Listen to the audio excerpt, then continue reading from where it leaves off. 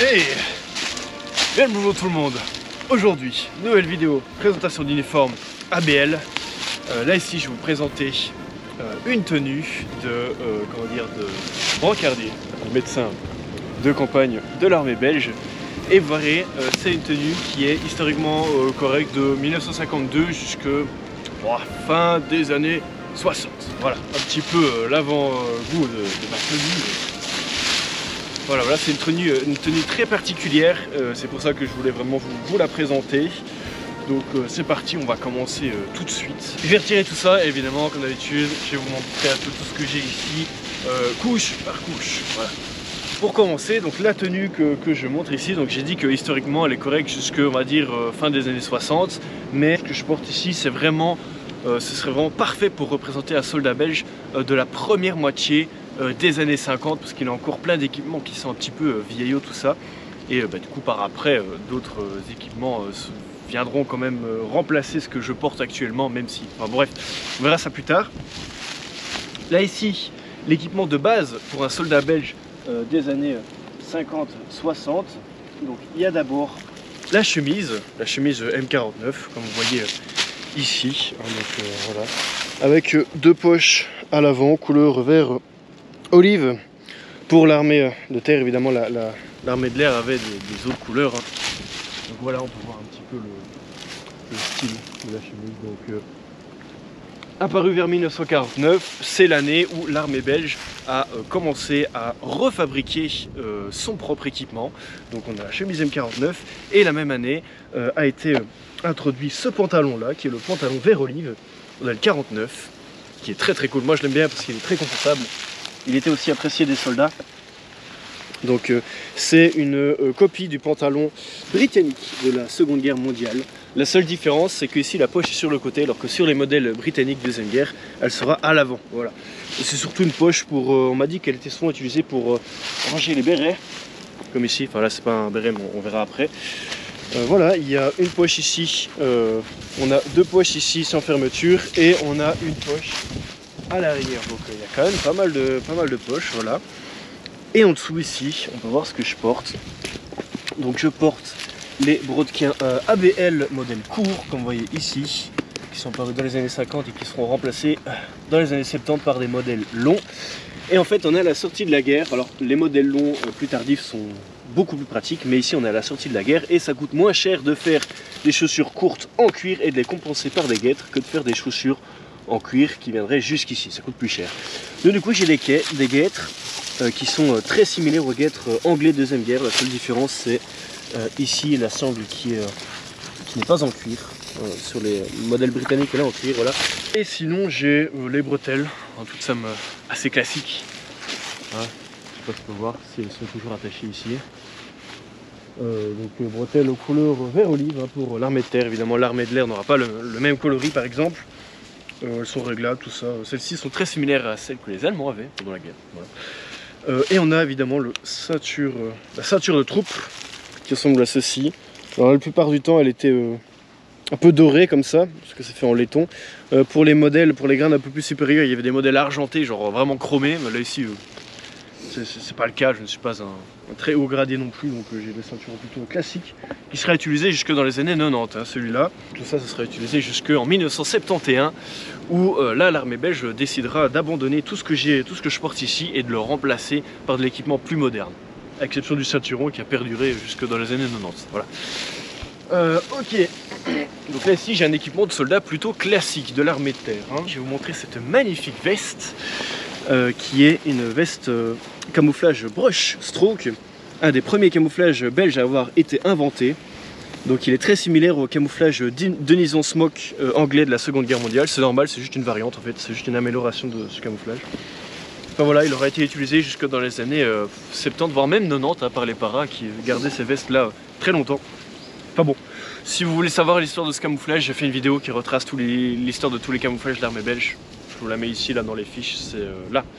Donc voilà, n'hésitez pas à aller voir parce que je raconte vraiment le détail de ce camouflage. Donc là ici, il s'agit d'une veste fabriquée en 1956, comme on peut voir ici. Voilà. Et ce camouflage est apparu dans l'armée belge en 1952 Pour voir qu'elle est bien usée. Voilà, donc il y a la capuche qui est neuve par contre, je ne l'ai pas eu avec la veste. Donc la capuche est neuve et le reste de la veste c'est vraiment usé de fou. Donc jusqu'en 1958 en fait les soldats belges avaient des vestes de camouflage comme ça. Enfin il y avait d'autres camouflages mais ça c'était un des plus présents. Puis après en 1958 est apparu le camouflage Jigsaw belge que tout le monde connaît. Donc voilà, donc, on peut voir un peu la veste, bon elle est un peu usée mais il y a quand même une tirette, c'est pas mal. Pas mal d'exemplaires n'avaient pas de tirette mais celle-ci elle est cassée donc moi j'utilise les boutons de pression pour fermer tout ça. Voilà, c'est pas bien grave mais bon. Hop là, il y a deux poches ici, deux poches ici. Là ici, ce sont des attaches pour mettre une queue de castor, ici là, qui est retenue. Ça se met entre les jambes, ça c'est pour les parachutistes pour pas que leur veste hop là s'envole quand ils sautent. Là ici on n'en a pas besoin donc à les replier tout simplement. Sinon voilà, il y a des boutons ici, hein, différents boutons. Donc ça voilà, une veste vraiment surtout utilisée dans les années 50. Puis après, ce serait plus les paras qui ont continué à utiliser cette veste. Je vais mettre ceci, on peut voir. C'est un foulard, qui ressemble un peu à un filet de camouflage, qui est deux tons d'ailleurs. Il est, je sais pas si on voit, mais il est vert avec des taches brunes. Il est très joli. Et ça vient des soldats britanniques qui avaient ça aussi, ils aimaient beaucoup, et la Belgique on a eu aussi. Bon ça c'est un modèle ABL, hein, donc, mais c'est très similaire à ce que les Anglais avaient. Et on va voir son utilité. Alors déjà c'est confortable, ça limite le vent, hein, ça donne moins froid, mais ça va être très pratique pour supporter tout le breulage qui est ici, qui va peser sur le cou en fait. Là ici je vais vous montrer un petit peu mon breulage. Ça c'est le breulage pareil M49 aussi, qui est encore une fois une copie de ce qu'avaient les Anglais pendant la guerre. Hein. L'armée belge dans son équipement n'a jamais inventé grand chose. Elle a soit copié l'équipement des Américains, ce qu'ils avaient pendant la guerre, ou alors le plus souvent des Anglais, parce que les Anglais avaient pendant la guerre, parce que c'est plus facile de copier des trucs qui marchent déjà, qui existent déjà. Mais aussi parce que à la sortie de la guerre, la Belgique, enfin en tout cas les troupes belges étaient équipées exclusivement avec du matériel anglais. Donc c'était mieux de garder le même type de matériel pour pouvoir continuer de l'utiliser et pas avoir 36 000 trucs différents. Voilà. Alors, breulage M49, donc j'ai deux bretelles. Elles sont, hop là. Voilà, elles sont bien mises là, c'est bon. J'ai des bretelles ici qui se rejoignent à l'arrière. Là. Voilà, elles sont bien. Ok. Parfait. Et j'ai le ceinturon qui est un clone du ceinturon anglais Deuxième Guerre aussi. Et là ici j'ai une gaine pour Browning GP35. Alors il faut savoir que, bon là on ne me reconnaît pas encore, j'ai pas mis mes signes distinctifs qui montrent que je suis un soldat de la composante médicale, que je suis un infirmier voilà. Alors en fait les infirmiers, alors beaucoup pensent que en fait généralement ils n'étaient pas armés. Ça dépend dans quelle armée, mais dans l'armée belge, ils étaient armés en fait. Ne serait-ce que pour assurer leur propre survie, s'il leur arrive un truc, ils doivent avoir de quoi se défendre, c'est tout. Après évidemment ils peuvent pas utiliser leur flingue pour attaquer d'autres gens, ce serait un crime de guerre, hein, clairement. Donc voilà, donc là ici, c'est pour ça que mon soldat, enfin le soldat que je représente, est quand même équipé d'une seule arme, c'est tout simplement le Browning GP35, qui équipe l'armée belge depuis, je pense qu'elle l'équipait déjà dans les années 30, mais en tout cas, il a été remplacé seulement dans les années 90, hein, donc voilà. Alors là, c'est pas un vrai, hein, c'est même pas une réplique, c'est juste un jouet que j'ai mis dedans, hein, dans le holster pour qu'il ait l'air un peu, pour qu'il n'ait pas l'air vide, hein, tout simplement. Sinon, on peut remarquer quelque chose sur le ceinturon. Et surtout sur la gaine, je vais vous en montrer. Elle a reçu une pâte verte, on appelle ça du vert-côte, donc une pâte vert-côtée. Ça augmente le camouflage, tout simplement. Alors, j'ai cru que c'était imperméabilisant, mais en fait non, parce que visiblement ça part à l'eau, si on frotte bien. Mais voilà, c'était pour le camouflage, ou alors quand il fallait distinguer la composante d'où on venait. Par exemple, les gars de l'armée de l'air, ils repeignaient leur ceinturon avec ce truc-là, mais en bleu ciel ou genre de trucs comme ça, bref. Sur le breulage, j'ai totalement oublié de vous montrer ceci, la demi-tente. Alors ça, c'est une demi-tente, comment dire, qui fait aussi office de poncho. Donc ça, c'est très utile quand il pleut. Voilà, donc on peut l'utiliser en cas de poncho. Bon, je vais pas la déplier parce que c'est compliqué à faire. Et la housse en fait sert de capuche, voilà. Et on peut voir qu'elle a un autre camouflage de l'armée belge qui est aussi apparu en 1952, c'est le Moon and Balls. C'est aussi un dérivé du camouflage Denison Smoke britannique. Et il ressemble aussi très fortement à ma veste ici, c'est presque le même camouflage. Le seul truc c'est que moi il y a beaucoup de coups de pinceau ici, qu'il n'y aura pratiquement pas sur sur le Moon and Balls. Bon, encore une fois, je vous mets la vidéo en fiche hein, si vous voulez savoir l'histoire des camouflages à ma belge. Mais voilà, c'est encore un autre camouflage inventé par la Belgique, utilisé, en tout cas ces sacoches-là, ces demi-tentes-là seront utilisées jusqu'en 1971 tout simplement. Après on ne les verra quasiment plus, elles auront été quasiment toutes remplacées. Je dois être le plus mobile possible, mais quand il pleut, ça c'est quand même utile. En plus c'est pas très gênant, c'est confortable, ça me fait un petit coussin. Ça c'est le musée classique que tous les soldats de l'armée de terre avaient. Donc évidemment c'est encore une copie de ce que les Anglais avaient pendant la guerre. Hein. C'est la même chose, donc on peut voir qu'il y a quand même une pelle, enfin une attache pour une pelle ici, qui est là et là. Mais ici j'en ai pas, parce que je suis brancardier, ma mission c'est quand même de courir le plus vite possible vers le premier blessé. Donc j'ai pas besoin de m'alourdir de trucs inutiles, donc là ici j'ai pas pris de pelle, tout simplement pour ça, pour moins m'encombrer. Ici j'ai une paire de gamelles, toujours copiée des Anglais, 1955, celle-ci. Voilà, donc j'ai petite et grande gamelle. Hein. S'emboîtent l'une dans l'autre. J'ai un petit couteau. Ça c'est le couteau suisse de l'armée belge pendant les années 50.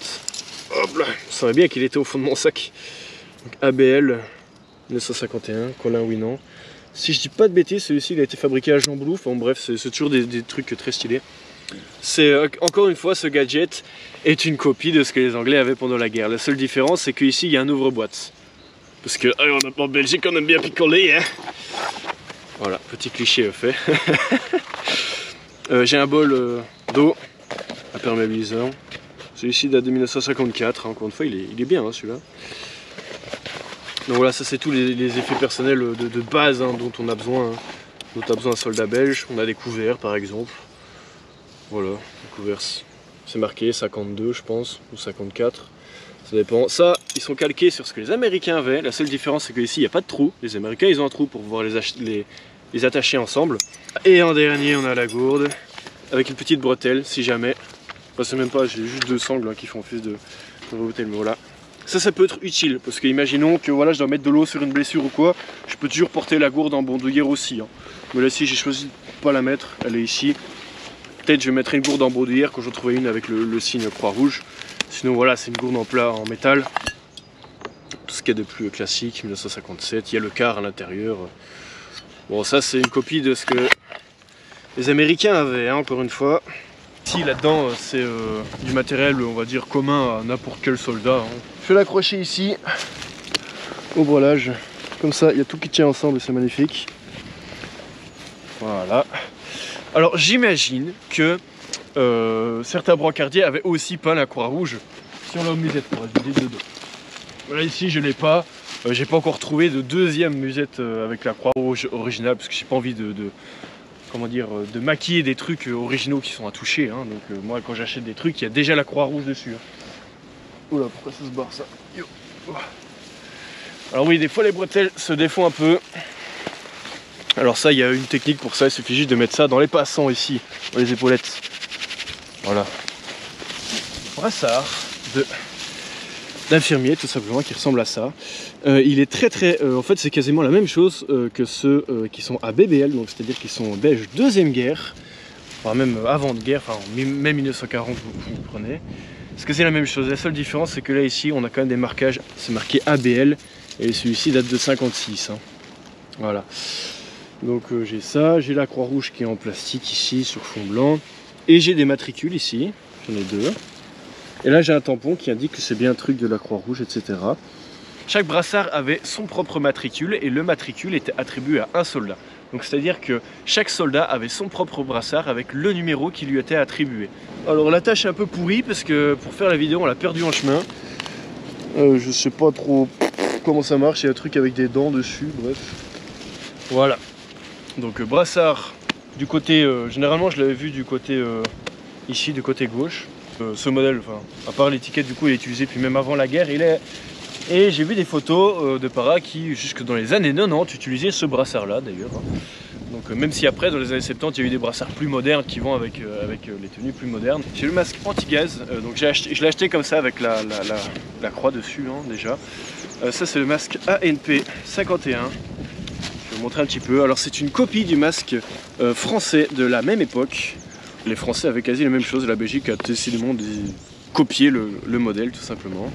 Ça c'est un modèle encore assez précoce parce qu'il a une cartouche très carrée. Il y a encore des marquages et tout dessus. Bon, il a été ouvert. Ici date de 56, voilà. On voit marqué M51. Il est plutôt pratique, il y a même ça pour pouvoir le laisser pendre autour du cou qu'on ne l'utilise pas, on ne met pas sur son visage, bref. Ici il y a des parois en carton qui protègent un petit peu le masque. Bon, celles-ci sont défoncées, des fois même elles sont absentes pour rendre le sac plus compact, mais là ici elles sont toujours là même si on dirait pas. Oh, voilà, il y a une petite sacoche et des marquages dessus. Les militaires belges avaient encore souvent ce masque sur eux, ne serait-ce que pour des exercices ou quoi. Sur le côté, ensuite, j'ai ma petite sacoche qui contient tous les bandages dont j'ai besoin. Donc on peut voir ici que c'est exactement le même sac que ce que j'ai dans le dos. C'est la même chose, hein, c'est le même. C'est juste que le sac en question, il a été utilisé... Enfin voilà, c'est juste que ici a été mis... comment dire, il n'a pas de bretelle ici, on a foutu un truc ici en bandoulière, parce qu'il y a quand même des attaches pour mettre le sac en bandoulière. Voilà.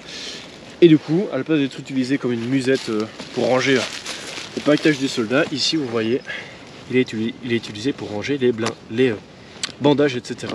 Alors il y a plusieurs types de musettes qui ont été utilisées comme ça par les brancardiers. J'ai vu un sac type sac transporteur de batterie pour les radios, avec une croix rouge dessus, mais bon, le matériel de la croix rouge ABL, enfin en tout cas de brancardier, etc., est quand même très difficile à trouver. Donc moi j'ai que ça pour l'instant.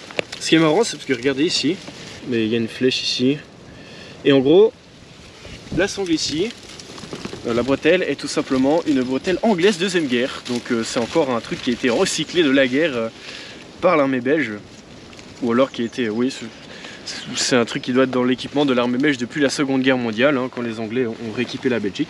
Ça se faisait souvent, il y avait quand même beaucoup d'accessoires de la Seconde Guerre mondiale qui étaient toujours utilisés par l'armée belge 10, 20, voire 30 ans après. Là ici il y a des marquages ABL, 1900, je sais pas combien, c'est un peu effacé. Et là regardez, j'ai plein de bandages et de trucs bien spéciaux. Donc voilà, sachet de pansement. Moi aussi, j'avais déjà montré ça en vidéo, hein, mais j'ai plein de pansements différents. Là ici en dessous, j'ai encore d'autres trucs. Voilà. SMG, bandage triangulaire comprimé. Comme on voit ici. J'ai des garrots. Donc il y en a qui sont... voilà, il y en a même avec la notice d'utilisation, comme on voit ici. C'est marqué en français et en néerlandais, évidemment, les deux plus grandes langues de la Belgique. J'ai encore d'autres types de pansements, je sais pas ce que c'est ça. Ah voilà, bande de gaz hydrophile.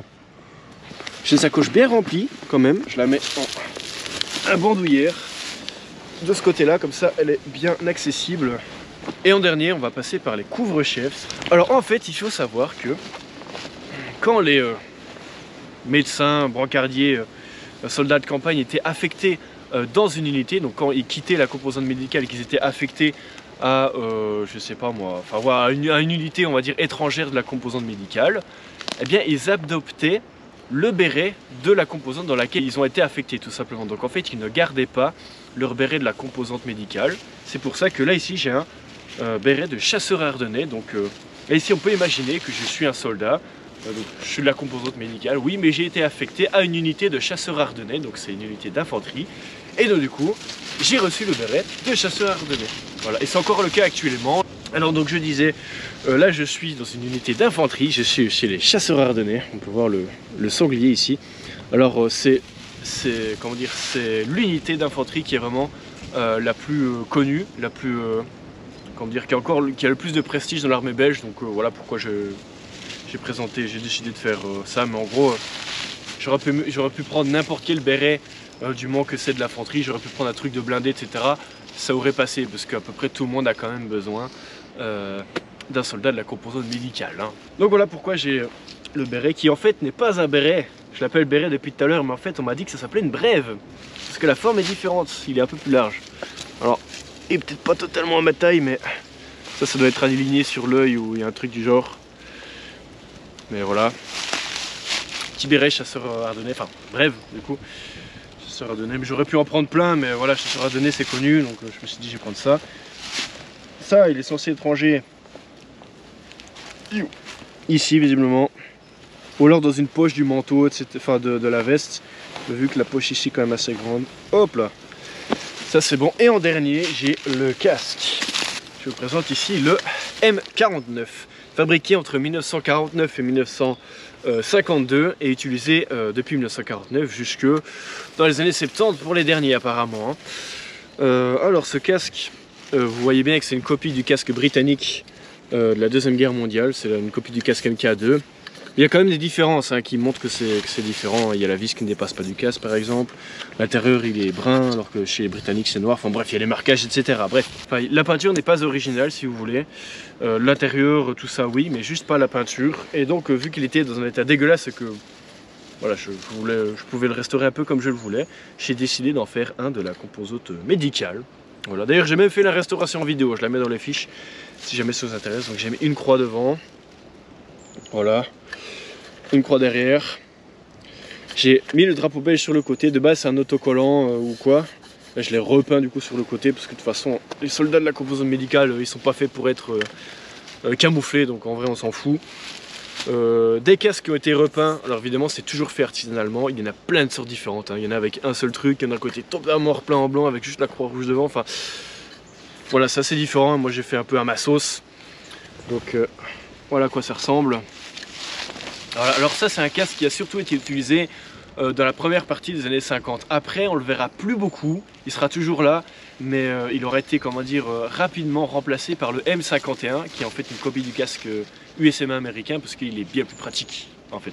Quand un pays sort de la guerre et tout, qu'on va rééquiper une armée rapidement, ce casque il est très bien parce qu'il est pas cher et il est facile à produire, mais en même temps il protège pas grand chose. C'est pour ça qu'on le voit quand même surtout début des années 50, après on le voit beaucoup moins, en tout cas sur les photos etc, il devient plus rare. Mais pour les troupes auxiliaires, etc., en tout cas ceux qui n'avaient pas trop besoin de casques super modernes, il y en a beaucoup qui ont encore gardé le casque M49 juste ici, voilà. Sinon j'ai parlé de la sangle, bon, là ici je ne l'ai pas mise, parce que bon, voilà c'est un peu embêtant pour retirer le casque, mais sinon je peux la mettre et voilà le petit style que ça donne. Voilà. C'est pas mal aussi, quasi tout est original ici, tout ce que je porte ici c'est du vrai matériel. Les seules choses qui sont pas de vrai matériel, c'est les lacets de mes chaussures vraiment et la peinture du casque parce que je l'ai restauré en vidéo, comme je l'ai dit. Donc voilà un petit peu mon équipement de soldat de la composante médicale, surtout vraiment pour les années 50. Je voulais vraiment vous la montrer parce que c'est encore un sujet très peu connu. J'ai pratiquement vu aucune photo de soldat de la composante médicale ABL, et donc voilà, je me suis renseigné un minimum. Le pantalon est très confortable. Les guêtres, bon c'est un peu chiant parce qu'en fait il y a quand même plein de crasses qui se mettent ici, là derrière, et qui rentrent dans les chaussures. Donc là j'ai déjà 3 morceaux de bois dans ma chaussure là depuis que je suis venu ici. Sinon pour le reste je me sens un petit peu saucissonné, ça la tenue je la mets à 4 sur 10 parce que ça fait mal. Et donc je disais, le foulard il sert pas qu'à protéger du vent, il sert aussi à, je sais pas si j'ai déjà dit, mais les sangles reposent sur le foulard et non pas directement sur mon cou, du coup je me fais pas étrangler, c'est plutôt pas mal. Et puis l'arme, bon, un peu difficile, mais voilà, si jamais je dois me défendre ou quoi, hop là, j'ai l'arme. On va pas faire un test de camouflage parce que vous vous doutez bien qu'avec ça, plus ça, je vais être visible, et de toute façon, le rôle d'un brancardier c'est d'être visible en fait. S'il y a des anciens qui ont servi à l'armée, que vous voulez apporter des petites précisions ou corriger des petites erreurs que je fais ici, n'hésitez pas, les commentaires sont là pour ça, c'est toujours très intéressant de vous lire parce que j'apprends plein de choses et du coup j'améliore ma tenue. C'est la fin de cette vidéo. Si ça vous a plu, n'hésitez pas à liker, à commenter, à vous abonner, à partager. Dans la description il y a même mon Instagram où je ferai des photos de tout ça, donc n'hésitez pas à aller voir si ça vous intéresse. Et je vous dis à la prochaine pour d'autres présentations.